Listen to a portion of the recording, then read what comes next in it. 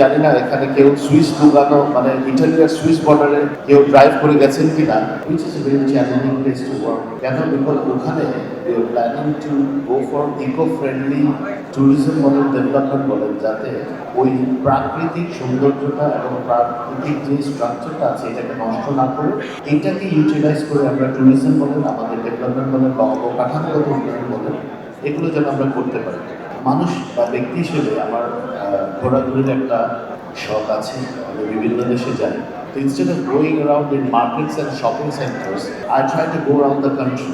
তো একটা জায়গা আমাকে খুব ইন্টারেস্টিং মনে হয়েছে, এটা হলো থাইল্যান্ড। সো ওদের ওখানে একটা রয়্যাল হাইল্যান্ডস প্রজেক্ট হয়। তো রয়্যাল হাইল্যান্ডস প্রজেক্টে এরকম যে সরকার ইকোলজিক্যাল ব্যালেন্সটা রেখে ইকো ফ্রেন্ডলি কনস্ট্রাকশনের জন্য বিভিন্ন ওদের যে এলাকা আছে ওই এলাকার মানুষকে সম্পৃক্ত করে ডেভেলপমেন্ট করে। এটাতে যেমন তাদের ট্যুরিজম ডেভেলপ করে, but at the same time ওদের যে প্রাকৃতিক সৌন্দর্য সেটা বিনষ্ট হয় না। তো বাংলাদেশে যেটা উনি রাইটলি মেনশন, আমরা যখন ডেভেলপমেন্ট চিন্তা করি we go for the conventional method, যে পাহাড় কেটে ফেললাম, একটা বিল্ডিং তুলে ফেললাম। বাট পাহাড়ের সাথে অ্যাডজাস্ট করে যেভাবে আর্কিটেকচার করা যায়, নিশ্চয়ই আমি তো আর লাইন এক্সপার্ট লোক না, বাট বিভিন্ন ডকুমেন্টারিতে যেটা দেখি বা ওয়ার্ল্ড ওয়াইড অনেক জায়গায় আমি দেখেছি, সুইস আল্পস বলেন, আপনি থাইল্যান্ড বলেন, ইন্দোনেশিয়া বলেন, এগুলো দেশে মালয়েশিয়া বলবেন, আপনি এই জায়গাগুলো যদি আপনি দেখেন, এবং আমি জানি না এখানে কেউ সুইস লুগানো মানে ইটালিয়ার সুইস বর্ডারে কেউ ড্রাইভ করে গেছেন কিনা, there is a place call Lugano. So এটা হলো ইটালিয়ার সুইস বর্ডারে। ইটস বিউটিফুল, পাহাড় আছে, ঠিক পাহাড়ের মাঝখান দিয়ে ওরা টানেলগুলো করে, হাফ ইজ একদম বরফ টরফ, আবার নিচের তো খুব সুন্দরভাবে তারা উন্নয়ন এবং প্রকৃতি দুটোটাকেই ওরা সাইমেলটেনিয়াসলি এগিয়ে নিয়ে গেছে। তো আমার আশা থাকবে, বিকজ এখানে যারা আমি পাশে বসে আমি আগে বলেছি যে আমি খুব জ্ঞানী লোক নাই বিষয়ে, তো আমি অনারেবল প্রেসিডেন্ট থেকে জানার চেষ্টা করছিলাম দ্য স্কোপ অফ আইএবি বা ওনারা কী করেন বা how does this work. So amazing যে ওনারা, যেমন আমি লয়ার, আমাদের যেমন লাইসেন্সিং বডি থাকে ফর আর্কিটেকচার, ওনাদের যে screening process it's very thorough. তো আমি আশা করি যারা এই সংস্থা থেকে আর্কিটেক্ট হয়ে এসেছেন তারা ভবিষ্যৎ যে উন্নয়ন বা অবকাঠামোগত উন্নয়নে ভূমিকা রাখবেন, এটা চট্টগ্রামে হোক পুরো বাংলাদেশেই হোক, তারা যেন ইকোলজিক্যাল ব্যালেন্সটা রেখেই এই ডেভেলপমেন্টগুলোর দিকে কনসেন্ট্রেট করেন। কিছু লাভ কম হোক, বাট দেশটা যদি ঠিক থাকে, দেশের পরিবেশটা যদি ঠিক থাকে, তাহলে আপনি আমরা আমাদের ভবিষ্যৎ প্রজন্ম সবাই উপকৃত হব।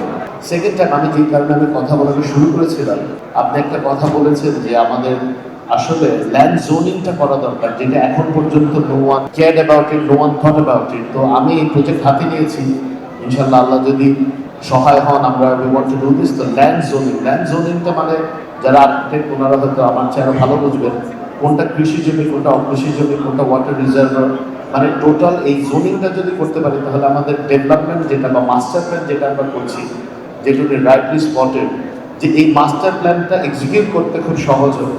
এখন আমাদের দেশে কিন্তু ভেরি আনফর্চুনেট, ৭১-এর ১৬ ডিসেম্বর আমরা স্বাধীন হয়েছি, কিন্তু আজকের দিন পর্যন্ত কিন্তু ল্যান্ড জোনিংটা ফর্মালাইজ করা হয় না, বা আমরা তো মোটামুটি জানি এটা ওয়াটার রিজার্ভে থাকার কথা, এটা কৃষি জমিটা অকৃষি জমি, বাট ল্যান্ড জোনিংটা করার আমার মনে হয় যে আমরা যে কার্যক্রম শুরু করেছি এই গভর্নমেন্ট, আমাদের মাননীয় প্রধানমন্ত্রী জনাব তারেক রহমান এমপি মহোদয়ের নেতৃত্বে ১২ ফেব্রুয়ারি যখন আমরা দেশ পরিচালনার দায়িত্ব পেয়েছি, ৭ ফেব্রুয়ারি এবছর আমরা যখন শপথ নিয়েছি, তারপরের থেকেই আমি এই ল্যান্ড মিনিস্ট্রিতে মনে হয় মার্চের somewhere between March I got involve with land ministry. তখন থেকে দি স্টেপস দ্যাট হ্যাভ টেকেন, আপনারা অনেকেই যদি জেনে থাকেন জানবেন, নাহলে আজকে জেনে নিলেন যে ভূমি একটি অ্যাপ আমরা লঞ্চ করেছি, ইটস কল VHUMI ভূমি।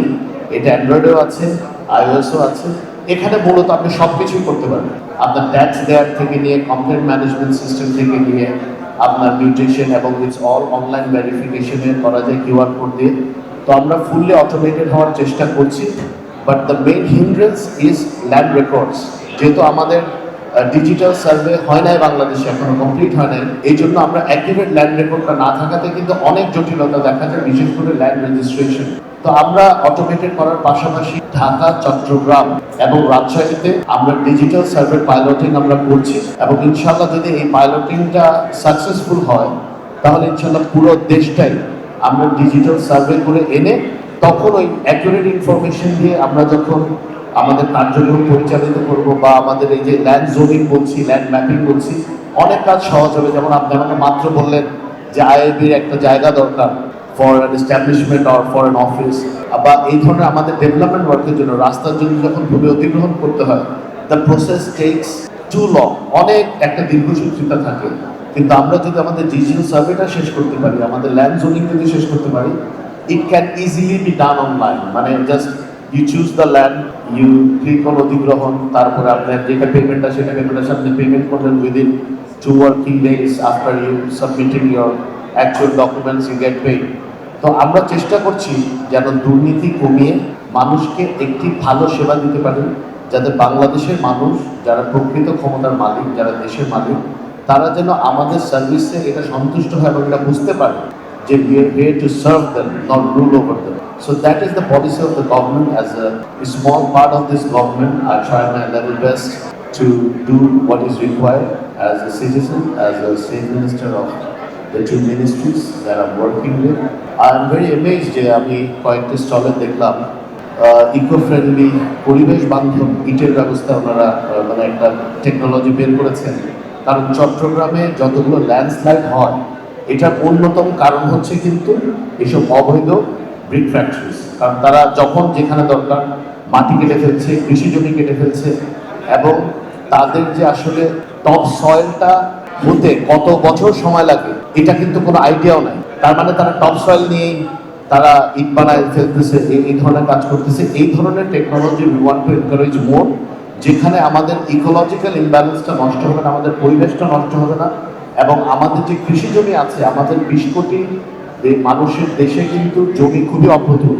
তার মানে যেই প্রোডাক্টিভিটি আছে এটাকে আমরা আরো ইনক্রিজ করা দরকার, ডিক্রিজ করা না, in terms of agricultural goods. তো আমরা চেষ্টা করছি যে অল্টারনেট যেখানে যেভাবে সম্ভব eco friendly building materials arrange করা, যেগুলো পরিবেশ বান্ধব। আপনাদের আরেকটা জিনিস মনে রাখতে হবে, এখন কিন্তু carbon credit is a very big thing around the globe, so we are planning to get as much carbon credit that is possible. I hope and pray আজকে যারা এখানে অংশগ্রহণ করেছেন, বেসিক্যালি যারা বিল্ডিং মেটেরিয়ালস নিয়ে কাজ করেন, তারাও চেষ্টা করবেন যেন তাদের রেসপেক্টিভ সেক্টরে কিভাবে বাংলাদেশের পক্ষে, বাংলাদেশ সরকারের পক্ষে এবং বাংলাদেশের জনগণের পক্ষে ওনারা কিছুটা কার্বন ক্রেডিট দেশের জন্য আর্ন করতে পারেন। এবং একই সাথে যারা এখানে আর্কিটেক্ট আছেন, যারা ইঞ্জিনিয়ার্স আছেন, যারা প্রফেশনালস এখানে আছেন, আমি আপনাদের কাছে বিনীতভাবে একটা অনুরোধ করতে চাই, এই দেশটা আমার, আপনার, আমাদের সকলে। I don't have a different passport, I only have a Bangladeshi passport, so does my kids. আমার বাচ্চাদেরও, আমার পুরো পরিবারের শুধুমাত্র Bangladeshi passport. So I don't have any other option than to make this country as compatible as any other developed countries around the globe. I hope এই দিনে যারা আমরা আছি, we will share the same sentiment and work to make Bangladesh the desired country that we look for and look forward to. And thank you very much